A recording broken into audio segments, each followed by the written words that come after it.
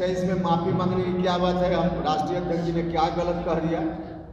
उन्होंने तो बिल्कुल ठीक कहा है। खुद ही सब लोगों को मालूम है कि किस तरह का आचार व्यवहार भारतीय जनता पार्टी के सभी नेता लोग करते हैं। हाँ, कुछ दिखाते कुछ है, तो यही तो बहुरूपियापन है। तो बहुरूपियापन है ही, इसमें इनकार की कहाँ बात है कि इसमें माफ़ी मांगने जैसी बात है। जनता पार्टी नहीं होती तो 7 जन्म ये लोग भारत सरकार में नहीं जाते। समता पार्टी जौहर साहब और नीतीश कुमार जी की देन है। इन लोगों को देश के तमाम पॉलिटिकल पार्टी के लोग बीजेपी को तब अछूत समझते थे। समता पार्टी के नेताओं ने, नीतीश जी ने, जौहर साहब ने इनको छूत से अछूत बनाया, तो भारत सरकार में है। अदरवाइज भारत सरकार में 7 जन्म में नहीं जाते।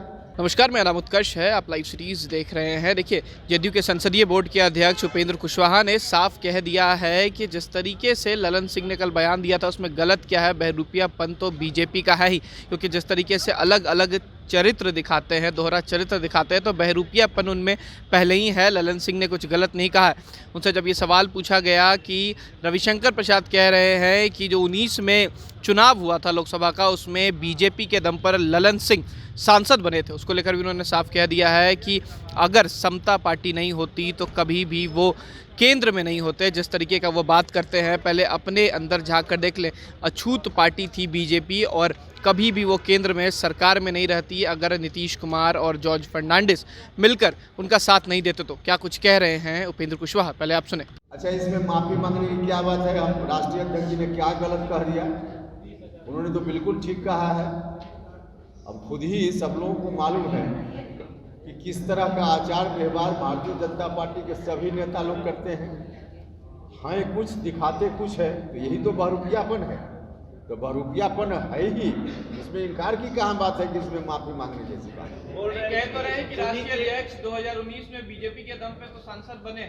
हाँ, तो उसमें क्या है? समता पार्टी नहीं होती तो 7 जन्म ये लोग भारत सरकार में नहीं जाते। समता पार्टी जौहर साहब और नीतीश कुमार जी की देन है। इन लोगों को देश के तमाम पॉलिटिकल पार्टी के लोग बीजेपी को तब अछूत समझते थे। समता पार्टी बनी, नीतीश कुमार जी शामिल हुए मुंबई के अधिवेशन में, जौहर साहब थे उस समय, तो उस दिन के बाद बीजेपी अछूत से छूत बन गई। तो समता पार्टी के नेताओं ने, नीतीश जी ने, जौहर साहब ने इनको छूत से अछूत बनाया, तो भारत सरकार में है। अदरवाइज भारत सरकार में 7 जन्म में नहीं जाते।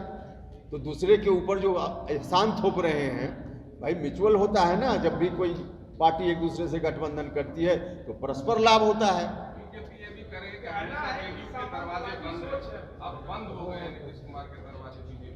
देखिए, अब देश का दरवाजा उनके लिए बंद होने वाला है। अब इसलिए वो किनका दरवाजा बंद करे, खोलने कौन जा रहा है उनके यहाँ। अब गांव की भाषा में लोग थोड़ा दूसरे तरह से बोल देता है कि हम इस काम से भी नहीं जाएंगे। खैर, वो बात हम नहीं बोलेंगे, लेकिन अब दरवाजा देश के लिए भी अब उनका दरवाजा बंद है। कहीं लुटिया समेटना ही है कुछ दिन में। तो आपने साफ सुना किस तरीके से उपेंद्र कुशवाहा का साफ कहना है कि बीजेपी जो है वो सिर्फ झूठ बोलती है, बहरूपियापन उनमें पहले से ही है। और जिस तरीके से वो बात करते हैं, अगर नीतीश कुमार का साथ नहीं होता तो 7 जन्म में वो कभी केंद्र में नहीं जाते। और साफ उन्होंने कह दिया कि उनके पार्टी में जाना कौन चाहता है, उनके साथ वापस कौन जाना चाहता है। आने वाले समय में केंद्र से भी वो गायब हो जाएंगे। फिलहाल खबर में सिर्फ इतना ही। आप हमारे साथ बने रहें। हमारे चैनल को सब्सक्राइब नहीं किया तो जल्द से जल्द कर ले। बहुत बहुत धन्यवाद।